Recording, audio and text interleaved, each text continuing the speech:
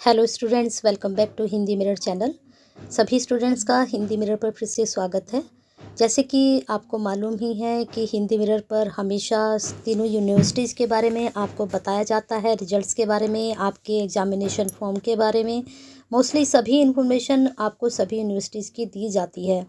और साथ में जो आपके सूर्योदय सुमन के स्टूडेंट्स हैं, बीए के स्टूडेंट्स, चाहे वह फर्स्ट ईयर है, सेकेंड ईयर है या फिर थर्ड ईयर है, सभी की तैयारी हिंदी मिरर की तरफ से कराई जाती है।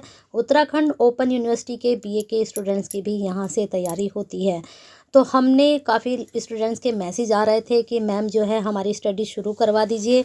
तो स्टडी आपकी शुरू हो चुकी है। आज का जो कंटेंट लेकर आए हैं, जो बीए फर्स्ट सेम के बच्चे हैं, सभी को मालूम है कि सूर्योदय सुमन में पहले जो है सेमेस्टर चलता था, उसके बाद फिर वहाँ पर ईयरली हुआ, फिर उसके बाद से अब इस साल से 2022 से आपका सेमेस्टर हो चुका है।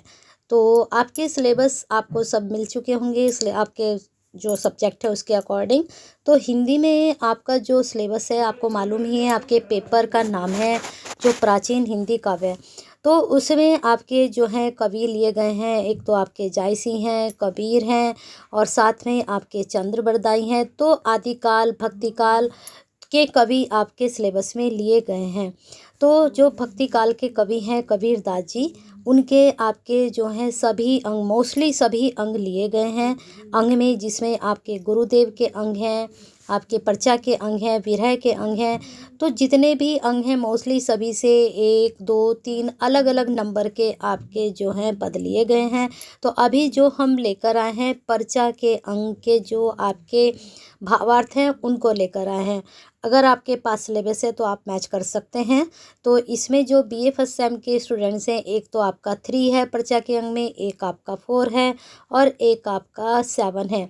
ठीक है, यहाँ पर ये 7 है, तो इन्हीं को हम लेकर आए हैं। आपका 3 4 और 7 भावार्थ सहित है। तो चलिए बने रहिए, हिंदी मिरर के साथ दिखा देते हैं और आपको समझा देते हैं। एग्ज़ाम में जब आप अटेम्प्ट करते हैं, अब यहाँ पर इन्होंने सीधा भावार्थ लिया है और विशेष लिया है, लेकिन आपको यहाँ पर 2 चीज़ और इंक्लूड करनी पड़ेंगी। जब आप ये वाला पा ब्रह्मा का तेज कैसा हो उन्मान, कहिए को शोभा नहीं देख ही परवान। तो ये जो पंक्ति हैं इनके बारे में आप पहले क्या देंगे, आप इसके बारे में पहले देंगे संदर्भ। ठीक है, संदर्भ में आप क्या डालेंगे, संदर्भ में आप डालेंगे कि यह जो पद है कहाँ से लिया गया है। ये जो आपके गुरुदेव पर्चा के जो अंग हैं वहाँ से लिया गया है, और इसके रचयिता कौन है, और कौन है, कबीर दास जी हैं। तो इस तरह से आप संदर्भ में लिखेंगे। फिर आप प्रसंग में जो यहाँ पर इन्होंने ये भावार्थ दिया है इसको अच्छे से पढ़िए, और फिर प्रसंग में यहाँ से क्या यहाँ पर बताया गया है उसके बारे में आप एक दो लाइन अपने हिसाब से एक्सप्लेन कर सकते हो।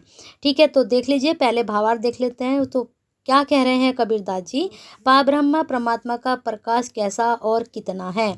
तो पाब्रह्मा का तेज का कैसा हो उन्मान, उसका पता अनुमान नहीं लगाया जा सकता या फिर नहीं लग सकता है।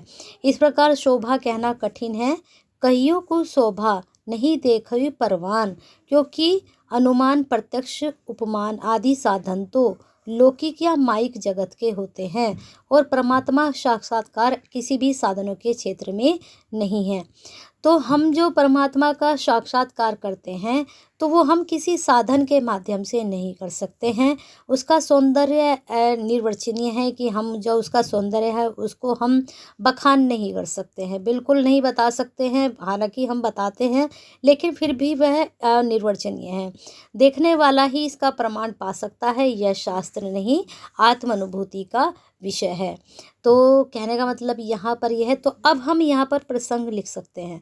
तो प्रसंग में हम क्या डाल सकते हैं कि कबीर दास जी ने ये जो पंक्ति हैं इसमें क्या कहना चाहा है कि उन्होंने परमात्मा के बारे में बताया है। उन्होंने कहा है कि परमात्मा जो है वह लौकिक, यानी कि जो संसार है, यह जो माया है जगत की हमारी, उसका उपमान हम नहीं दे सकते हैं।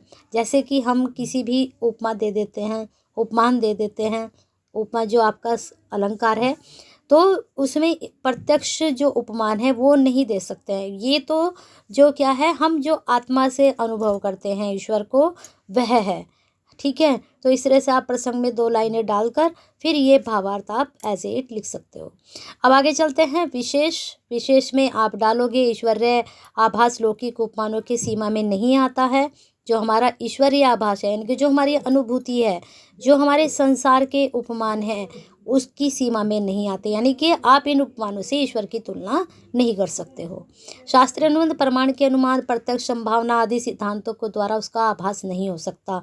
आप कितने भी सिद्धांत बना लीजिए, कितनी भी संभावना, कितना भी प्रत्यक्ष उनको कर लीजिए, लेकिन हम उसको, अगर हम उसकी अनुभूति नहीं करते हैं तो हम उससे साक्षात्कार नहीं कर सकते हैं। ठीक है, तो ये इसका भावार्थ हो गया। अब आते हैं अगम अगोचर गमी नहीं, तहाँ जगमगे ज्योति, जहाँ समीरा बंदगी तहाँ पाप पुण्य ज्योति। तो ये कबीरा ने क्या कहा है, देख लीजिए यहाँ पर।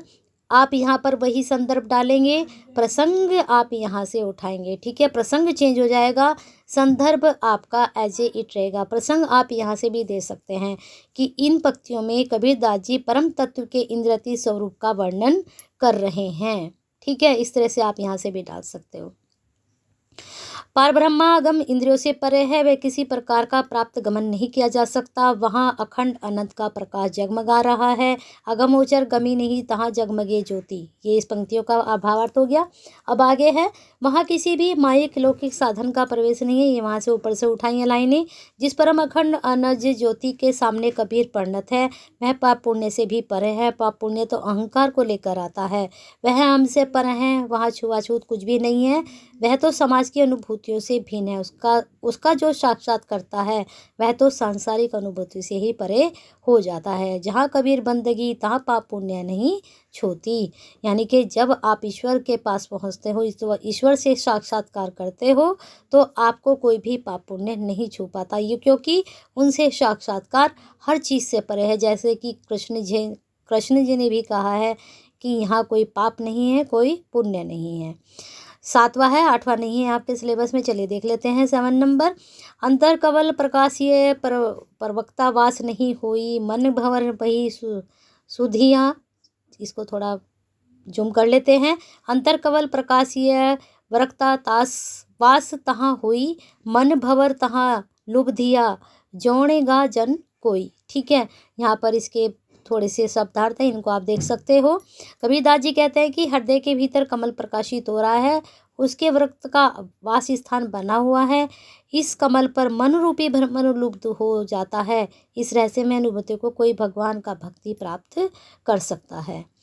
तो यहाँ पर क्या कहा गया है, एक बार और समझ लीजिए इसको। अंतर कमल प्रकाश, या जो हमारे अंदर जो प्रकाश जाग चुका है, कैसे, हमारे जो ईश्वर की हमारी जो प्राप्ति थी, हमने जब उसका अनुभव किया तो हमारा ज्ञान प्रकाश जो अंदर हमारे अंतर मन में ज्ञान आ चुका है, तो क्या हो चुका है, वह ऐसे लग रहा है कि हमारे अंदर कमल का फूल खिल गया, यानी कि प्रकाशित हो गया है, और उसमें वृत्त का वासी स्थान बना हुआ है, और इस कमल पर मन रूपी भ्रमर लुब्ध हो गया है।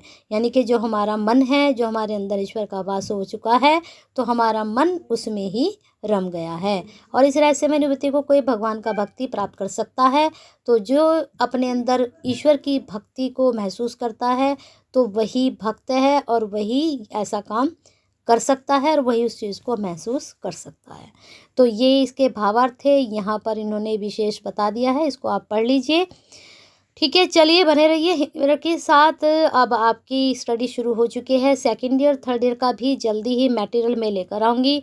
सेकंड ईयर की जो आपकी 11 कहानियाँ हैं फर्स्ट यूनिट से, वो कंटेंट आपका सेकंड ईयर थर्ड ईयर का कंटेंट ऑलरेडी अपलोड है, उसको आप चेक कर सकते हैं। मैंने अलग अलग प्लेलिस्ट बनाई हुई है, तो वहाँ आप चेक कर सकते हैं। तो बने रहिए हिंदी मिरर के साथ। लाइक कीजिए, शेयर कीजिए, सभी स्टूडेंट तक ये पहुँचना चाहिए कंटेंट, फर्स्ट सेम के स्टूडेंट तक। और जल्दी ही आज ये पर्चा के अंक आए हैं, आपके विरह के अंक, गुरुदेव के अंक सभी आएंगे। क्योंकि लास्ट ईयर जो आपका था कंटेंट था पिछले साल भी, लेकिन उनके जो संपादक थे वे दूसरे थे। इस बार जो संपादक इन्होंने लगाए हैं, इस बार के संपादक आपके श्याम सुंदर दास जी हैं। इस चीज़ का भी आप ध्यान रखिएगा, क्योंकि कबीरदास के जो पर्चा के अंग हैं, विरह के अंग हैं, अलग अलग संपादित किए गए हैं। तो इस बार आपके सिलेबस में जो है श्याम सुंदर दास द्वारा संपादित जो है, ये आपकी जो है पर्चा के अंग हमने लिए हैं।